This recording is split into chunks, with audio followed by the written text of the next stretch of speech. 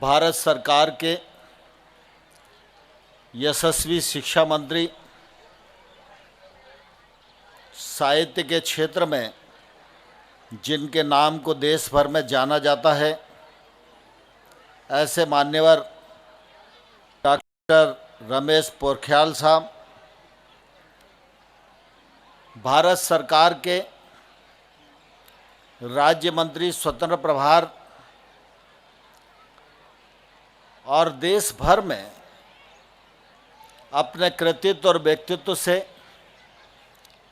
युवाओं को एक नई दिशा देने वाले ऐसे हमारे माननीय मंत्री श्री किरण रिजिजू जी छत्तीसगढ़ के आदिवासी अंचल में सार्वजनिक जीवन में अपनी संघर्षमयी भूमिका का निर्वहन करते हुए आज भारत सरकार में राज्य मंत्री हैं, ऐसी श्रीमती बहन रेणुका जी, आप सबकी लोकप्रिय, सक्रिय और अनेक आयामों से दीक्षित हमारी जुझारू सांसद बहन मीनाक्षी लेखी जी, श्रीमती उषा जी, इस अवसर पर विराजमान गणमान्य सज्जनों, बहनों, प्यारे बच्चों और पत्रकार मित्रों, हम सब सौभाग्यशाली हैं कि हम सब के जीवन में आज़ादी के अमृत महोत्सव के इस उत्सव को साक्षी बनने का मौका मिल पा रहा है। स्वतंत्रता के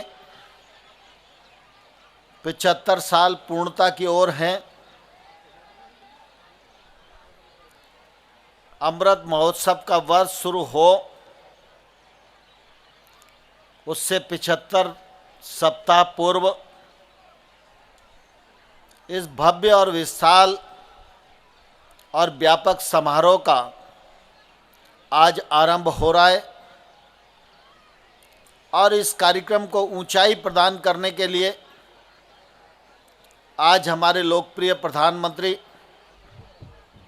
माननीय श्री नरेंद्र मोदी जी ने गुजरात में साबरमती आश्रम से दांडी यात्रा की शुरुआत की और देश भर में इस प्रकार की अनेक यात्राओं के माध्यम से स्वतंत्रता के अमृत महोत्सव का आगाज किया जा रहा है। उसी श्रृंखला में आज हम सब हिंदू हृदय सम्राट पृथ्वीराज चौहान जी की कर्मस्थली पर उपस्थित होकर अमृत महोत्सव के शुभारंभ का साक्षी बन रहे हैं। मैं इस अवसर पर आप सबको अपनी ओर से बहुत बहुत बधाई देता हूं, बहुत बहुत शुभकामनाएं देना चाहता हूं। हम सबका सौभाग्य है कि हम अमृत महोत्सव में भागीदार भी होंगे और साक्षी भी बनेंगे। अमृत महोत्सव के अंतर्गत वर्ष भर अनेक कार्यक्रम आयोजित किए जाएंगे। उन कार्यक्रमों से हमें सीखने का भी अवसर मिलेगा और आगे अपने जीवन की दिशा तय करने का भी अवसर मिलेगा। लेकिन हम सब जानते हैं यह महत्वपूर्ण आज़ादी हमको उत्सवों के परिणाम स्वरूप नहीं मिली। इस आज़ादी को प्राप्त करने के लिए हमारे तमाम सारे पूर्वजों ने हंसते हंसते फांसी के फंदों को चूम लिया, अपने प्राणों का बलिदान किया, सिर्फ इसलिए कि उनके मन में एक ही जज्बा था कि भारत माता के पैरों में पड़ी हुई परतंत्रता की बेड़ियां टूटनी चाहिए और भारत माता आज़ाद होनी चाहिए। इसलिए उनके अनेकों अनेक बलिदान हुए। परिणाम स्वरूप ये लहू से सनी हुई आज़ादी हम सब लोगों को प्राप्त हुई है। यह अमृत महोत्सव इस आज़ादी के पीछे हमारे पूर्वजों की भूमिका, अथक परिश्रम और बलिदान, यह भी हम सब लोगों को देखने को मिलेगा। और जब इस पूरी यात्रा को इस अमृत महोत्सव के माध्यम से हम प्रत्यक्ष और अप्रत्यक्ष रूप से निहारेंगे तो हमें देखने को तो बहुत सारी चीजें मिलेंगी, लेकिन हमारे ध्यान में एक बात आनी चाहिए कि आखिर हमारे पूर्वजों के मन में वो कौन सा जज्बा था जिस जज्बे के परिणाम स्वरूप उन्होंने बिना किसी स्वार्थ की परवाह किए हुए अपने प्राणों का बलिदान देकर देश को आजाद कराया।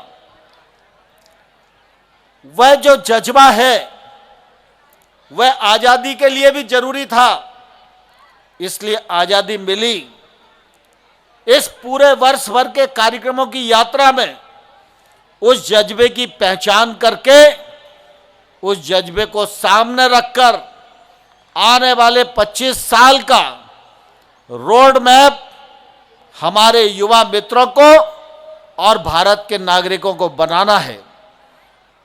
मुझे आशा है कि प्रधानमंत्री नरेंद्र मोदी जी ने विगत 7 वर्षों में अनेक कीर्तिमान देश में स्थापित किए और सारी दुनिया में भारत की साख बढ़ाने का काम किया।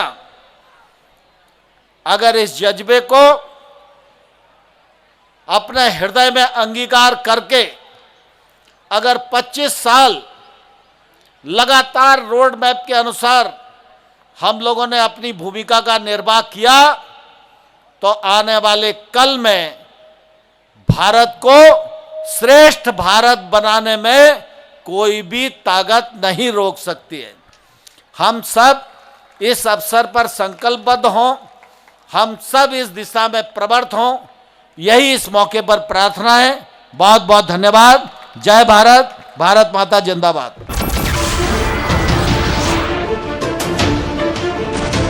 नमस्कार, मैं हूं मानक गुप्ता। अगर आपको हमारा ये वीडियो पसंद आया हो तो इसे लाइक और शेयर जरूर करें और हाँ, हमें सब्सक्राइब और फॉलो करना ना भूलें ताकि आप देश और दुनिया की कोई खबर मिस ना करें। तो जुड़े रहिए हमारे साथ और देखते रहिए न्यूज़ 24।